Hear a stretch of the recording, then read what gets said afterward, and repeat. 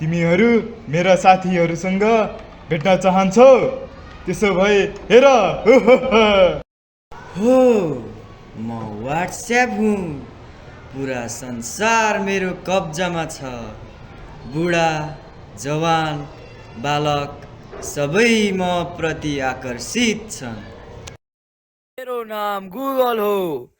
मैले यस्तो कुरा जानेको छु कि त्यो कुरा तिमीहरूको भगवानले पनि जान्दैन। नक्कली दुनियाँको म राजा हुँ। हा हा हा हा हा। तेजी तेजी वार मैनू आप लैने आ गया तो गल्ला सुना गया। ठुमक ठुमक जानी आ माइये दे नाल, ठुमक ठुमक जानी। मलाई टिकटक भनिन्छ। नेता, अभिनेता, खेलाडी, बच्चा कोही पनि मेरो अगाडि टिक्न सक्दैन। इन्स्टाग्राम मैले सबैलाई पागल बनाएर राखेको छु, स्पेसली ती युवाहरूलाई, यसलाई उसलाई उनीहरूलाई सबैलाई। हा हा हा हा। तपाईँहरू सबैले मलाई चिन्नु नै भएको होला। म फेसबुक, मबाट नै सबै सोसल मिडिया एपको सुरुवात भएको हो। हा हा हा।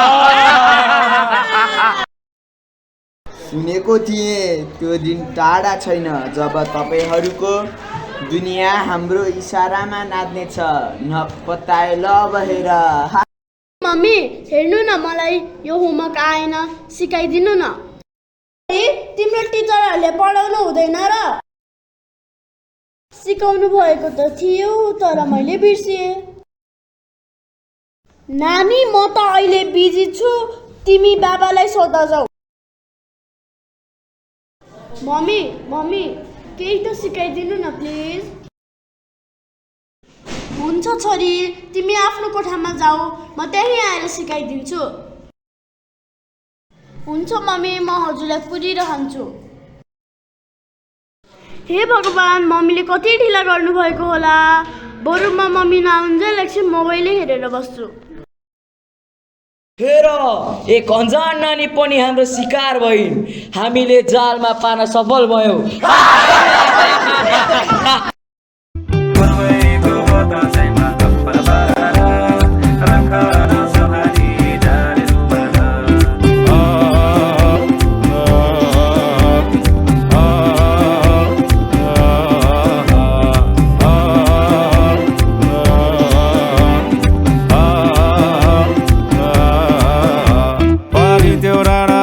सँगै चढौला नि उकालो, झर्ने सँगै ओह्रालो, तिमी र म घुम्न जाउँ न।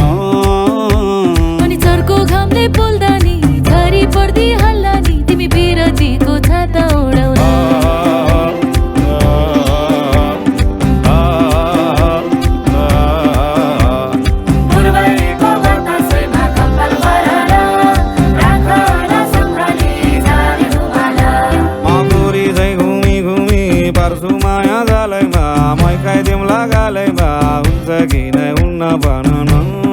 नानी, तिमी मेरो जालमा पर्यो, तिमी मेरो शिकार भयो।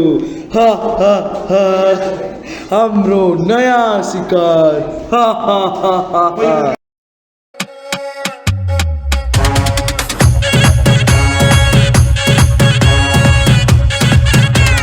के हो तिम्रो नाम बहिनी, परिचय पाम। हिमाल जस्तै रहेछौ तिमी, बिहानीको घाम। के हो तिम्रो नाम बहिनी, परिचय पाम। हिमाल जस्तै रहेछौ तिमी, बिहानीको घाम। कता हिँडेको हो बिजुली बालेर, हट भएर, पट भएर, ड्युटी भएर, तिमी क्युटी भएर। हामी हेरेको हेरै, हामी हेरेको हेरै, हामी हेरेको हेरै, हामी हेरेको हेरै, हामी हेरेको हेरै, हामी हेरेको हेरै, हामी हेरेको हेरै।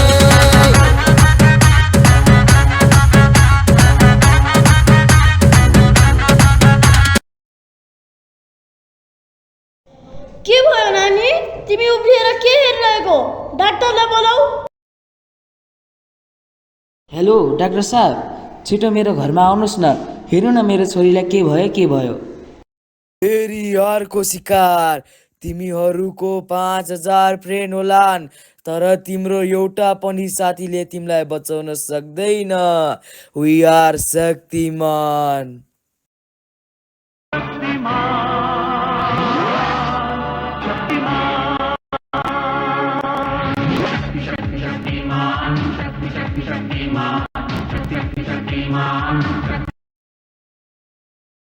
डराउनु पर्ने र चिन्ता गर्नुपर्ने कुरा केही छैन।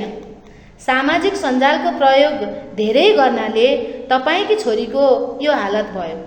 अहिले उसलाई तपाईँहरूको मायाको आवश्यकता छ।